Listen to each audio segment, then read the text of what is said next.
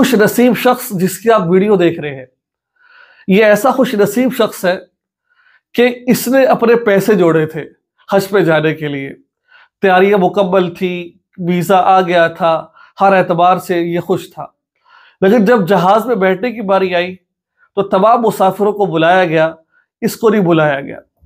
یہ بیچارہ پریشان ہو گیا۔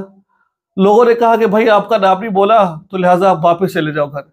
اس کا یقین اللہ پر اس قدر زیادہ تھا تو اس نے کہا نہیں میں نے ضرور جانا ہے، وہاں بیٹھا رہا۔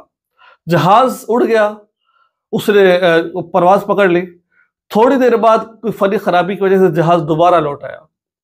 اس کو پتا چلا دوبارہ جہاز آ گیا ہے، خوش ہوا، لیکن پائلٹ نے اس کو بیٹھانے سے انکار کر لیا۔ اب اللہ کی کرنی کیسی ہوئی، دوبارہ پھر جہاز اڑتا ہے، دوبارہ پھر جہاز اڑتا ہے اور وہ پرواز میں جاتا ہے، دوبارہ پھر اڑتا ہے، پھر وہ فنی خرابی، آدھے گھنٹے بعد دوبارہ پھر وہ جہاز واپس اپنے آ جاتا ہے۔ آپ دیکھیے اللہ تعالیٰ کا معجزہ دیکھیے، قدرت کا معجزہ دیکھیے کہ اللہ تبارک و تعالیٰ جس سے لے کے جانا چاہے، ساری دنیا مل کر اسے نہ لے کے جانا چاہے اس کو روک نہیں سکتا، کہ اللہ کا حکم آ گیا ہے۔ اللہ نے چاہا کہ یہ جائے گا ہی جائے گا، ورنہ اگر تم اس کو نہیں لے کے جاؤ گے کوئی نہیں جا سکتا تم میں سے۔ ہوا کیا، یہ شخص آتا ہے اور طیارہ آتا ہے تو پائلٹ کہتا ہے کہ بھائی فلاں شخص کو بلا کر لاؤ، فلاں شخص کو بلا کے لاؤ، وہ بیٹھے گا تو طیارہ جائے گا۔